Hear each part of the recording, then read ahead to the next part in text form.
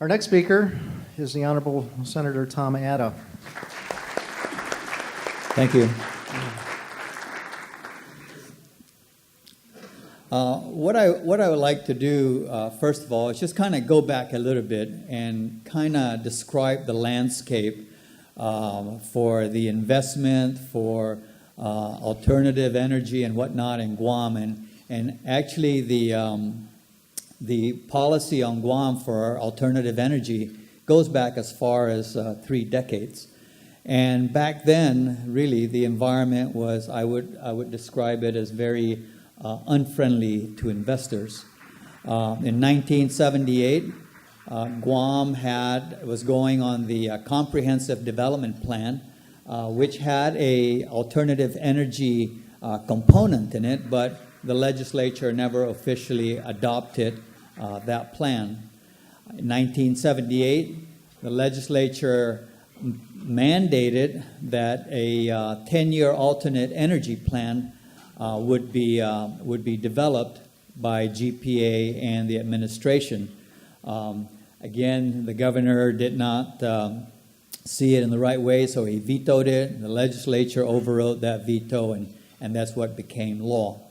And then in 1982, the U.S. Department of Energy had completed the Territorial Energy Assessment and final report and adopted that as the official guideline for the development of energy in the territories and for funding purposes from the U.S. Congress. Next slide, please.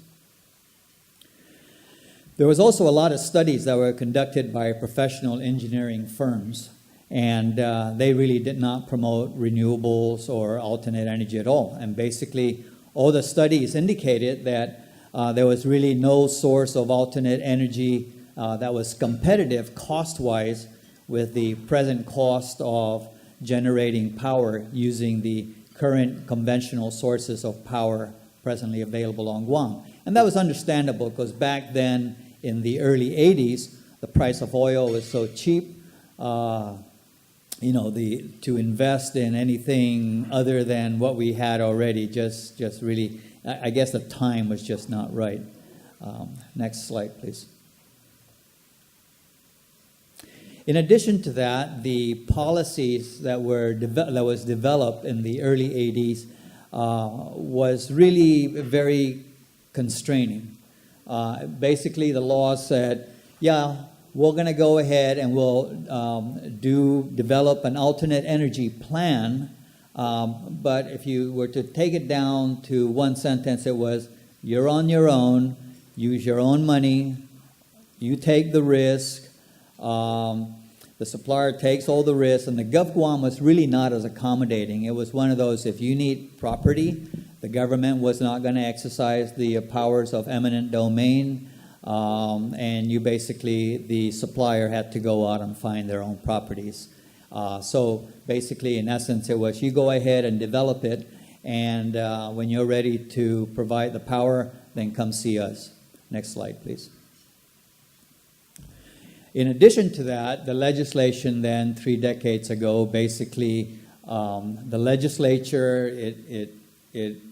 legislature's position was that we support it in principle, but alternative energy programs should not be a burden upon taxpayers and power consumers. And so, then the cost of energy shall be less than or equal to the average cost of GPA power, whoever the alternate energy supplier might be. The cost of the energy that's to be supplied must be less than or equal to the actual current avoided cost. All interface would be at the expense of the supplier of the alternate energy, and there was no obligation to purchase your power once you put it up. So obviously, the environment then for investment was just not ripe at all. Next slide, please. In 2008, Public Law 29-62 was enacted. And I want to cite specifically Senator Ben Pangilinan, who's probably the hardest legislator to work with. But he introduced this particular legislation which established the renewable portfolio standards. And when I say that Senator Pangilinan is the hardest senator to work with at the legislature, it's because when you come in with a proposal, he'll take it apart, and then by the time you leave, he's going to wonder, what did I bring in? Because he'll just take it apart. He's just he's just that kind of person. But with the renewable portfolio standards that was established in Public Law 29-62, it started out with establishing that 5% of GPA's net electricity sales, 5% of that should be from renewables, and we want to hit that target by December of 2015. And then by December 2035, it should be 25% of net electricity sales. The PUC, in that same law also, the PUC was requested to study the feasibility of implementing rate structures to encourage the use of renewables. So you can start to see that there's starting now to be a shift. And I think, of course, the time is changing because now we're seeing the cost of oil starting to rise. So everybody is now thinking there must be something a little bit cheaper than that oil that we're bringing in. Next slide, please. And then in 2013, Public Law 32-95 was passed, and that was a law which allowed the Department of Education to enter into an agreement with a private power producer, private provider, to basically put solar panels on top of their roof and get their power for them, and also to then sell back whatever excess power they got. In addition to that, the law lifted the net metering cap, provided that it was not detrimental to the Guam Power Authority. And then most recently, and this afternoon, we'll be voting on Bill 207, which is basically a bill to authorize Guam Power Authority to go out and borrow $94 million to be able to bring improvements to its system. But insofar as renewables is concerned and diversifying its energy, it sets aside approximately $3 million for the initial startup on an LNG study. It allocates about $40 million for a 40 megawatt energy storage system, batteries, and it also sets aside $5 million for the Guam Power Authority to establish a revolving loan fund to assist in getting some renewable penetration. Next slide, please. Now, moving forward, and this is really where I want to concentrate. Moving forward, I think it's important that if we're going to continue making the progress that is being made, it's important that the experts from the industry really be the one to develop the legislation that needs to be passed in order to be able to accomplish the objectives that we want.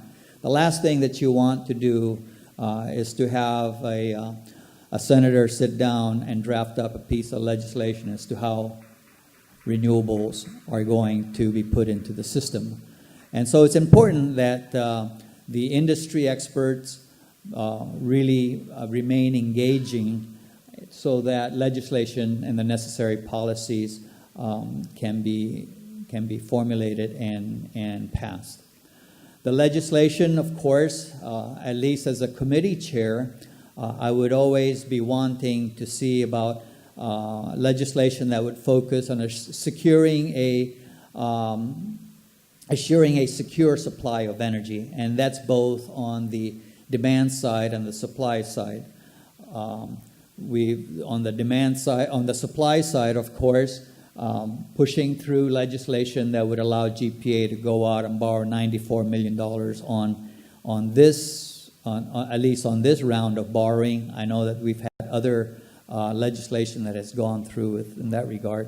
On the demand side, of course, we've introduced legislation, got it passed to update the building code, which Guam had been using. It was like a 20-year-old building code. Hasn't had, it was so old that we weren't even getting the updates to it.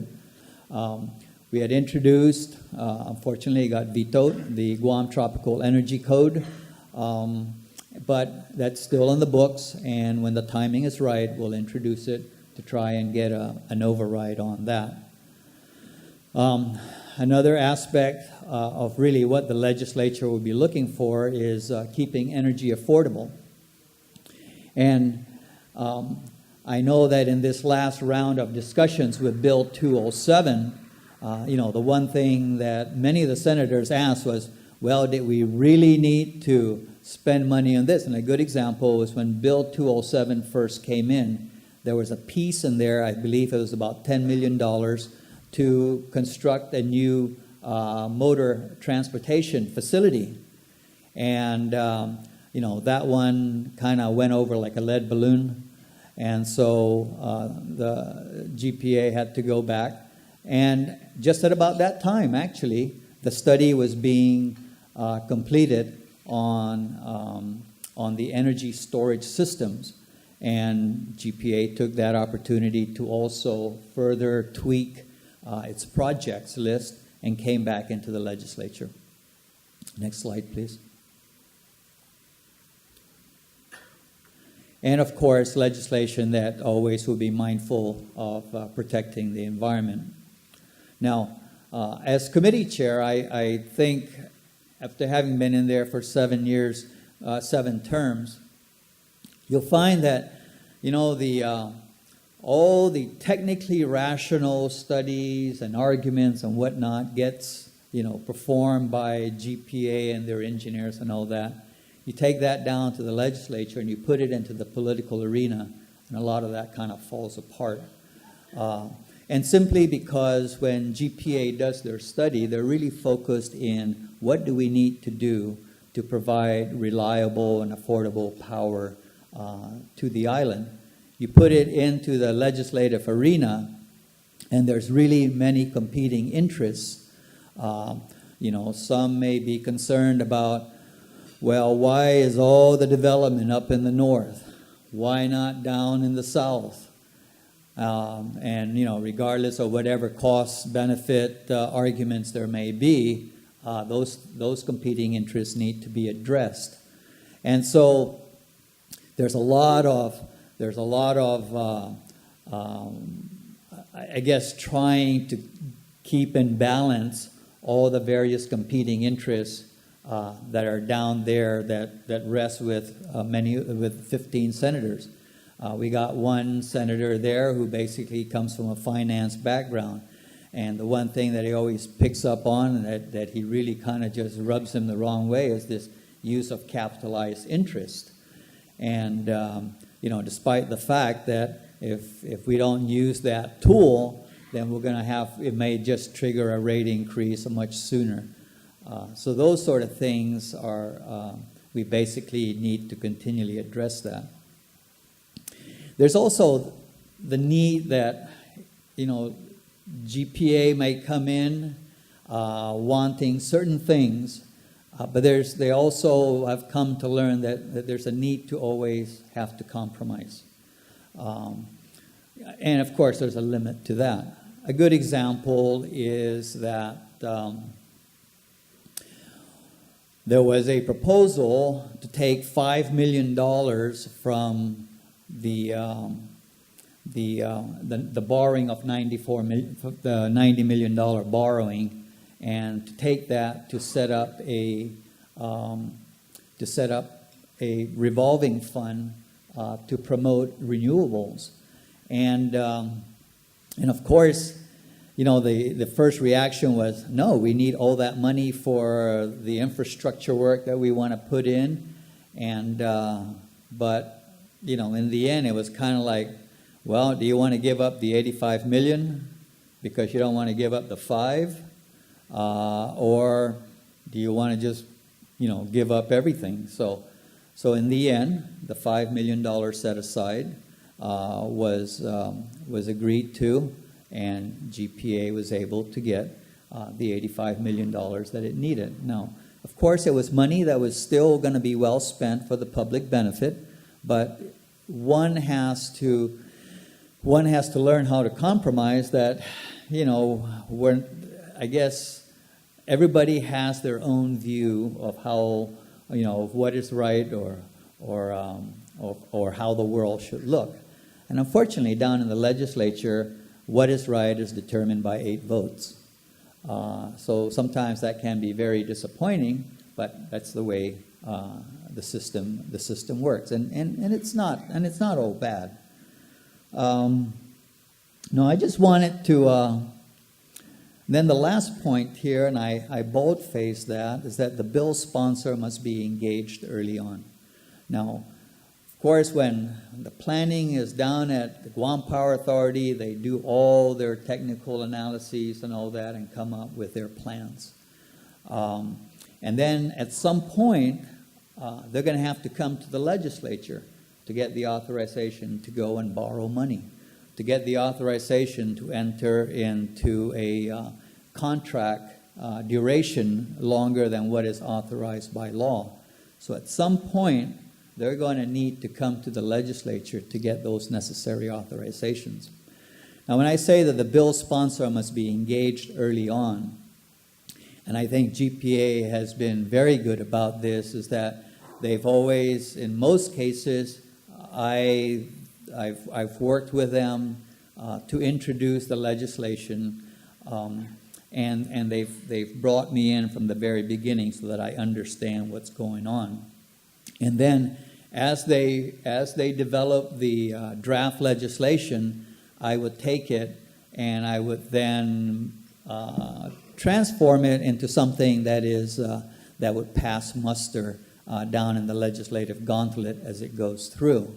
But the worst thing is, as this train is going down the track at 100 miles an hour, and then midway through that run, they say, "Oh, Senator, here, we need you to introduce this legislation." And, you're playing catch-up. That just doesn't work well. So it really works a lot smoother when the bill sponsor is engaged early on. And I also bring that up because I know Jeff Volcola had mentioned about doing a lot of, about lobbying at the legislature, and that's important. But it's important that that bill sponsor that you're looking at to help you basically take it through the process is engaged early on, so that he or she can actually internalize the concepts of the bill and be able, once that senator gets on the floor, it's him and 14 other senators, and all the other proponents of the bill are on the other side of the room, and you have to be ready to basically debate and defend the bill and hopefully get all the support that you can muster. I do want to make a couple of corrections. I know John Benavente mentioned that we've got the money already for the energy storage system. We don't. We'll know at 5 o'clock this afternoon when the vote is taken whether we have the $94 million. Also, there's I'll just stop here. So, unless there's any questions, that's really kind of how the legislature's role comes into play in trying to move us as we transform our energy sources for Guam. Thank you.